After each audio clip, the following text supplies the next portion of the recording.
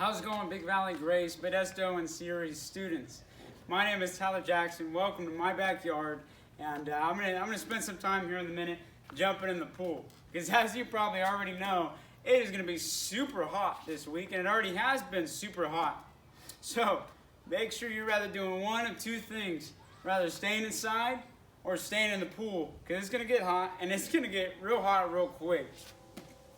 Thank you for joining me on our Thursday devotional together. If you don't know already, on Tuesdays and Thursdays, we got devotionals going on all of our social media sites. On Tuesdays, Pastor Kevin is walking through the parables, and on Thursdays, I'll be looking at some of the Proverbs with you together. Today, we're going to be in Proverbs chapter 3, and if you don't know already, I've just been going through the Proverbs in my own time with the Lord, and picking out passages that I see stick out to me. It's not anything, there's no certain order of which I'm doing it. It's just passages that I'm like, hey, wow, that seems like a really great thing to share with people. Let's choose this part to this part, and that's it. But I would challenge you to go deeper in that and study through the Proverbs with me. Read some in your own time with the Lord and whatnot. I also find it interesting that when we started the Proverbs back in chapter 1, the Lord in my own quiet time was bringing me through the life of Solomon. Chronologically, I'm going through the chronological Bible study, and I started in the life of Solomon here a few weeks ago. And what also is interesting is that this morning, I read Proverbs 1 through 3. And now, today we'll be finishing our last passage in Proverbs chapter 3 together. I find it really cool how God is using all aspects of His Word to bring about glory to Himself. So, like I said, we're going to be in Proverbs chapter 3. We'll be in verses 13 all the way through 26. So pause the video now, and I would challenge you to spend some time looking through this passage, reading through this passage, check out the context, read the whole chapter, maybe even read the chapter before the chapter after. If you're with your family or a small group, open it up and maybe have some questions about it, some discussion about it. And then unpause the video and join me as we look through what God has for us today. Let's begin in Proverbs chapter 3, verse 13. It says, "How blessed is the man who finds wisdom, and the man who gains understanding." Let's pause right there, because I tend to, in my own time with the Lord, highlight or underline any time that I see something that says, "Blessed is the man who does this," or "Blessing will come on the man who does this." And I do that not for my own arrogance and selfish gain of blessings upon my life, but really so that I can experience the blessings of God. And not only that, but I can experience that and as well share that with other people so that they can see that these blessings are happening within God's people and want to experience these blessings in their own lives. So I find it real interesting every time it says, "Blessed is the man who does this," because I don't know about you, but I want to experience God's blessings so that other people would experience God's blessings, and that we can all together experience the blessings of God. It says, "How blessed is the man who finds wisdom." And that man, where it says man, it's not just talking about men, but it's saying man in general, so men and women. So blessed is the man who finds wisdom and the man who gains understanding. Okay, so when we gain wisdom and when we gain understanding, then the blessings of God will come onto our lives. And if you want to learn a little bit more about how to gain wisdom and understanding, check out some of the archive videos we have on all of our social media sites. We have them all put up there for you, and you can check out some of the first few devotionals we've done. I talked about it, I believe, in the first and the second video, and I think we're going to talk about it a little bit more today. So it says now in verse 14, "For her profit is better than the profit of silver, and her gain better than fine gold. She is more precious than jewels, and nothing you desire compares with her."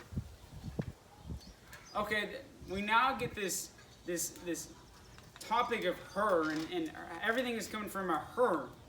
And if we look at the few chapters before and the few chapters to come, it's stating that wisdom is a her. And what I want to share with you is that the Bible is not saying that there is a female being of wisdom out there that we need to seek, or that we need to go after. That is not what the scriptures are saying. But really, this is merely Solomon tapping into his own poetic imagination. And that's it. That's all that Solomon is doing here. My air just turned on, and now it turned off. So that is all Solomon is doing here, is tapping into his own poetic imagination, and that is it. It is done from there. It continues by saying, long life is in her hand. In her left are riches and honor. Her ways are pleasant ways, and her paths are peace. See, when you follow wisdom, the wisdom that God has provided for you and I, see, it then says that long life will be in that person. That the one that holds wisdom, that riches and honor will come, and that pleasant ways are to come in as well. Those paths that they live are paths of peace. So something I'd like to state is that those riches and honor, that's not riches and honor in what you and I think. It's not riches and honor by maybe having financial gain, or maybe honor by fellow peers, but riches and honor in Christ. Riches and honor of understanding wisdom and learning more about the Creator God and how He works. Those pleasant ways are to come for the one who gains wisdom. Those pleasant ways are the pleasant ways of the Lord, not the pleasant ways of you and me, but the pleasant ways of the Lord's will and what He does. Those paths are paths of peace that the Lord wants you to go on. Not paths of which you believe is going to be peaceful for yourself, but paths that the Lord provides for you that will be peace. It continues in verse 18, saying, she is a tree of life. Wisdom is a tree of life to those who take hold of her, and happy are all who hold her fast. Verse 19, the Lord by wisdom founded the earth. By understanding He established the heavens, and by His knowledge the depths were broken up, and the skies drip with dew. Now we get the bigger picture of wisdom and understanding. The Lord holds wisdom and understanding, and He also used wisdom and understanding and knowledge to create the heavens and the earth and all that we are living in. See, God used wisdom and understanding to create me. He used wisdom and understanding to create the brains that we live upon, that people can make amazing things like swimming pools and like fabrics to put on your body and all these certain cool inventions that help us stay away from the sun so that we're shaded. See, God has used wisdom and knowledge and understanding to create all that we are around. And that same wisdom and knowledge and understanding has been given available for you, Christian, to hold on tight to and to learn from. It then continues by saying, my son, okay, let them not vanish from your sight. Don't forget about the wisdom and the knowledge and the understanding of God. So keep sound wisdom and direction, so they will be life to your soul and adornment to your neck. Then you will walk in your way securely, and your foot will not stumble. When you lie down, you will not be afraid, and when you lie down, your sleep will be sweet. Do not be afraid of sudden fear, nor of the onslaught of the wicked when it comes. For the Lord will be your confidence, and will keep your foot from being caught. Let me share with you what that's saying.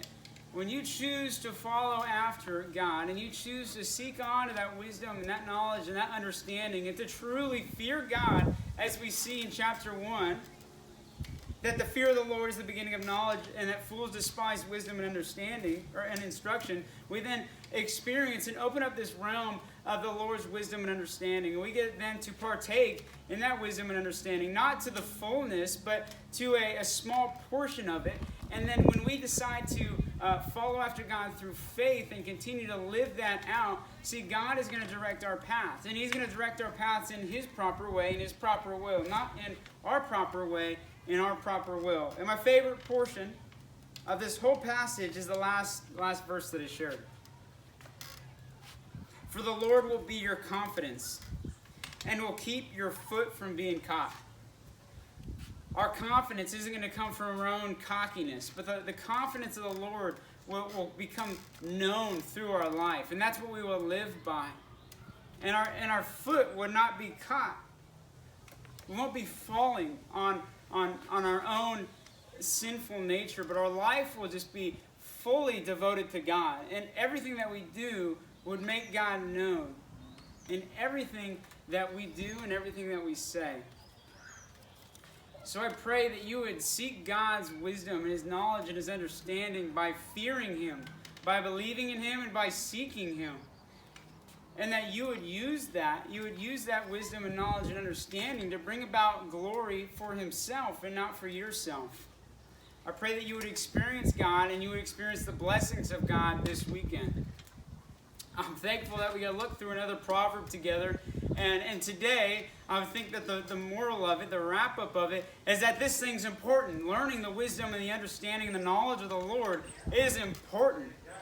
That's what has created everything that we have, and it is what is keeping us going. God's ultimate knowledge and understanding is what is allowing us to continue to use our own knowledge and understanding to look into His Word and learn more about His knowledge and understanding. Thank you, guys, and I will see you guys next Thursday for our devotional. Love y'all.